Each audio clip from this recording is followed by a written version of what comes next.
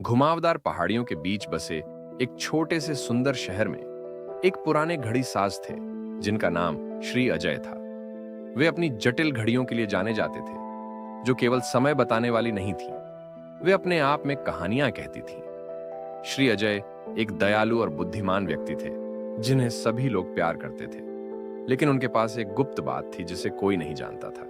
उनके पास एक जादुई पॉकेट वॉच था जो समय को नियंत्रित कर सकता था। एक ठंडी शरद ऋतु की सुबह अमियो नाम का एक युवा लड़का श्री अजय की दुकान में आ गया। अमियो एक जिज्ञासु और साहसी लड़का था, लेकिन अक्सर परिणामों पर विचार किए बिना ही काम करता था। वह एक विशेष पॉकेट वॉच की ओर आकर्षित हुआ जो एक कांच के केस में रखी थी और उसमें एक अलौकिक चमक थी। श्री अजय ने एक गर्म मुस्कान के साथ कहा, आह, मुझे लगता है कि तुमने मेरी सबसे खास घड़ी देख ली है। अमियो ने उत्सुकता से पूछा, यह खास क्यों है? यह एक समय यात्रा करने वाली घड़ी है। यह तुम्हें किसी भी समय में ले जा सकती है, लेकिन इसकी एक कीमत है।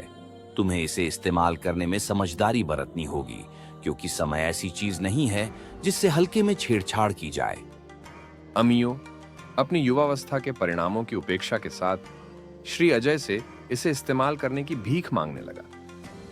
पुराने घड़ीसाज ने एक महत्वपूर्ण सबक सिखाने के अवसर को देखते हुए अनिच्छा से सहमति दे दी। उन्होंने अमियो को घड़ी दी, लेकिन उसे कड़े शब्दों में चेतावनी दी, याद रखना, जो भी विकल्प तुम अतीत में करोगे वह तुम्हारे वर्तमान और भविष्य को बदल देगा।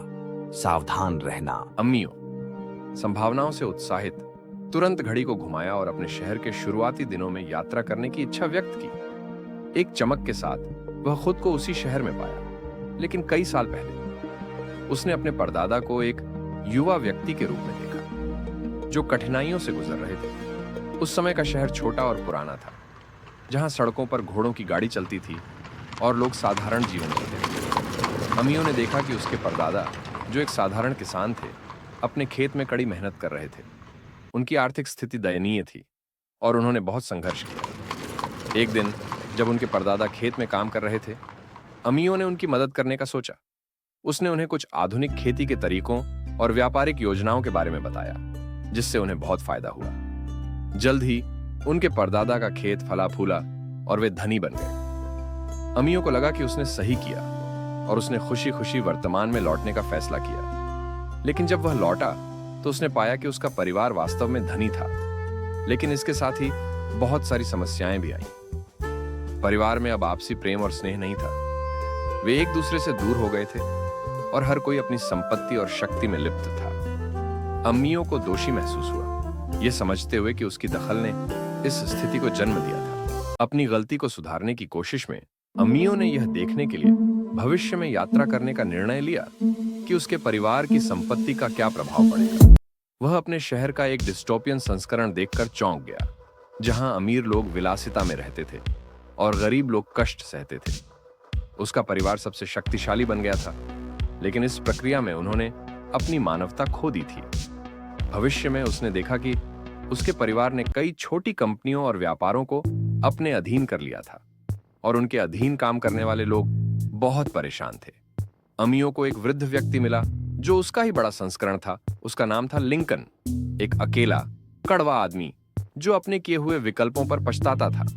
बड़े लिंकन ने अपने छोटे स्व अमियो से आग्रह किया कि वह वापस जाकर सब कुछ ठीक कर दे, ऐसे विकल्प बनाए जो सभी के लिए लाभदायक हों, न कि केवल उसके परिवार के लिए।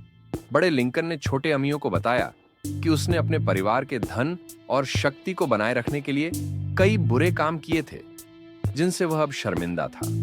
उसने छोटे अमियो से कहा, समझो, धन और शक्ति अस्थायी होते हैं, लेकिन सच्चे रिश्ते और मानवीय मूल्य सदा बने रहते हैं। हमें अपनी गलतियों से सीखकर सही रास्ता चुनना चाहिए।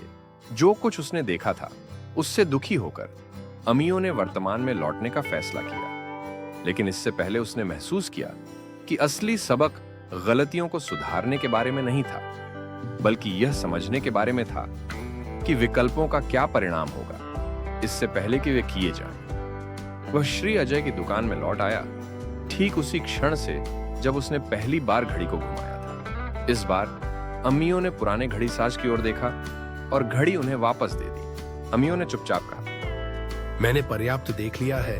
अब मैं समझ गया हूँ हर विकल्प का महत्व है और मुझे उन्हें बुद्धिमानी से करना चाहिए। श्री अजय मुस्कुराए, उनकी आंखें स्वीकृति के साथ चमक उठी।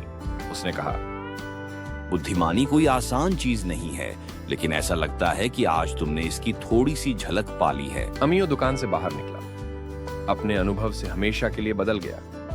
अब वह बिना सोचे समझे काम नहीं करता था, बल्कि दूसरों पर अपने कार्यों के प्रभाव को ध्यान में रखकर सोचता था। वह अपने शहर में एक विचारशील और करुणामय युवक के रूप में जाना जाने लगा, और उसका परिवार भले ही भौतिक संपत्ति में धनी नहीं था, लेकिन प्यार और दया में समृद्ध था। वह अब समझ गया था कि सच्ची संपत्ति पैसे में नहीं, बल्कि रिश्तों और मानवता में होती है। उसने अपने जीवन को दूसरों की मदद करने और अपने परिवार में प्रेम और एकता को बढ़ावा देने के लिए समर्पित कर दिया। उसका परिवार अब छोटे लेकिन खुशहाल था, और अमियो ने अपनी गलतियों से सीखा हुआ सबक कभी नहीं भुलाया। और जहां तक श्री अजय का सवाल है, उन्होंने अपनी घड़ियां बनाना जारी रखा। ये जानकर संतुष्ट की जादुई घड़ी ने एक बार फिर अपना उद्देश्य पूरा कर लिया था। उन्होंने हमेशा इस बात पर विश्वास रखा कि सही समय पर सही निर्णय ही जीवन को सार्थक बनाते हैं। हमारे द्वारा किया गया हर विकल्प केवल हमारे लिए नहीं, बल्कि दूसरों के लिए भी परिणाम देता है। इसलिए हमें बुद्धिमानी, करुणा और दूरदर्शिता के साथ कार्य करना चाहिए।